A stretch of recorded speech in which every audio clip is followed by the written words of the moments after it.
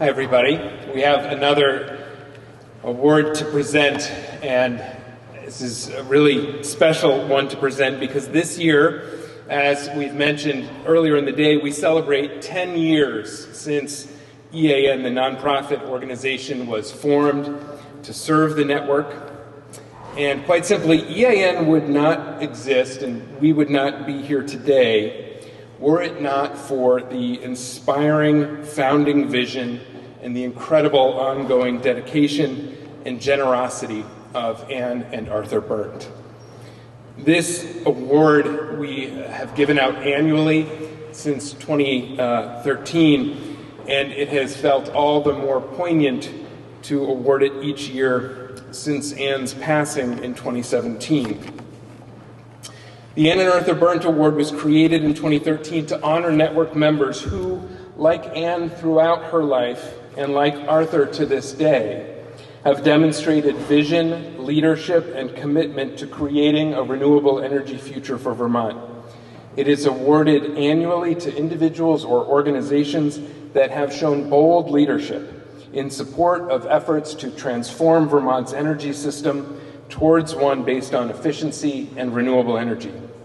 The criteria for the award include the following: extraordinary vision, bold, courageous leadership, support for change at a transformative, system-wide level, deep investment in relationships and network capacity for change, commitment to working across diverse perspectives towards a higher goal, and time, commitment, and passion for the cause.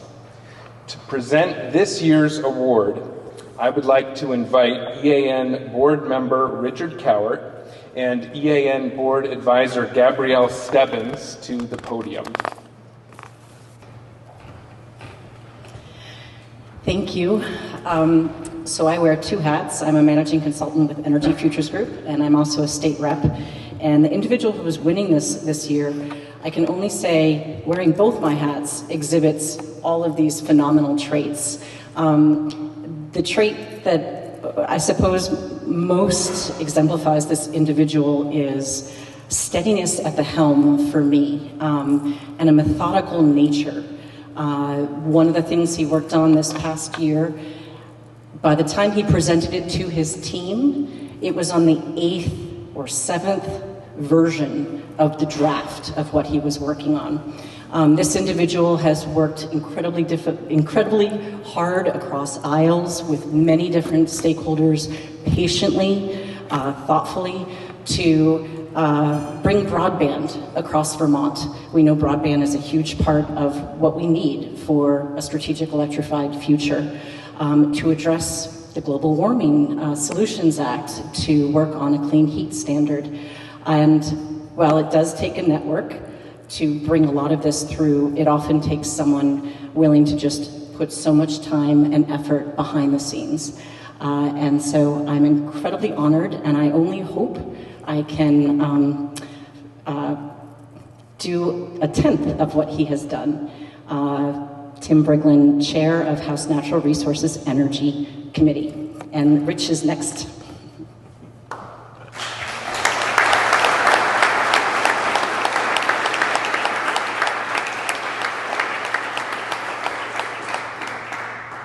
So I spent a lot of the past year in close cooperation with Tim Briglin, and I have to say that I thought about this in a couple of different ways. What is the DNA of the perfect Vermont legislator? And I think Tim really, hits all those marks for me. He deeply cares about the public good. He's willing to engage on the facts about legislative proposals and really wants to understand the facts. He's committed to equity and fairness in his decisions. He's politically very smart, sensitive to the room, sensitive to the body, and trusted by his peers. And he's willing to work, 25 hours a day, week after week, on important legislative proposals. I can't tell you how many phone calls I had from Tim in the evening, early in the morning, on the weekend, whatever, wanting to understand some new aspect, some new factual basis for something that the committee was considering. He's really demonstrated, such incredible talent and commitment. I can't think of anybody better to receive this award.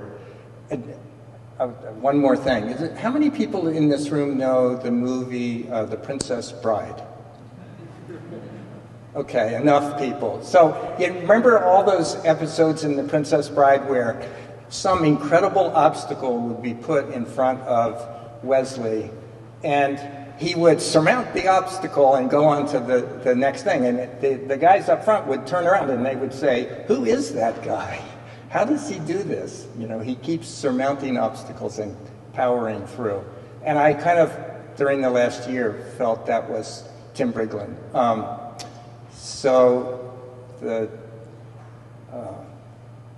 We are very pleased to present this award to Tim Briglin, and I hope he's here.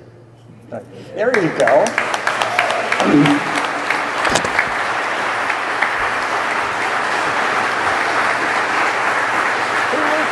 So Tim, come accept the award from Gabrielle and Rich. Arthur, if you please come up as well.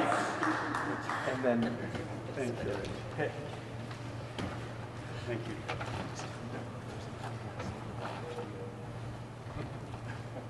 So one of the nice things about getting an award is being able to express gratitude for the people that made this possible. And this is so nice that this is the Ann and Arthur Berndt Award because they are constituents of mine. So that makes this extra special, I would say. And I've known Arthur for a long time, and so miss Ann. A second bit of gratitude that I want to share with you is, of course, while I'm the chair of the House Energy and Technology Committee, that is a team that I was blessed with in terms of just great committee members. And Scott Campbell, a former committee member here today, and Mike Yantachka. But very specifically, I want to call out Laura Sibilia, who's just been an extraordinary foundation of work and support on the Global Warming Solutions Act, Clean Heat Standard.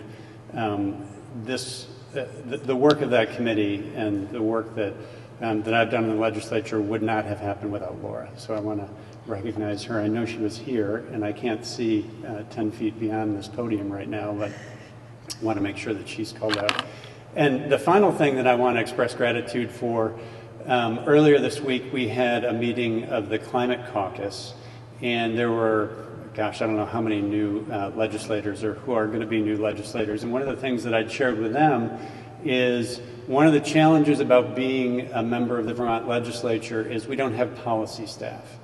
And we are so dependent on the brain trust in Vermont, and it is deep and wide in the climate renewable energy space, and particularly EAN, including Rich had talked about, and Chris Nemi, how much work had been done behind the scenes on the Clean Heat Standard, the Global Warming Solutions Act.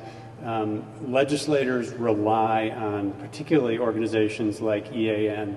They're really foundational in the work that gets done in the State House. And so I want to express the appreciation that I have for particularly EAN. I didn't realize it was the 10th anniversary of this organization coming together, but it's foundational to the work that we're doing. So I want to thank you.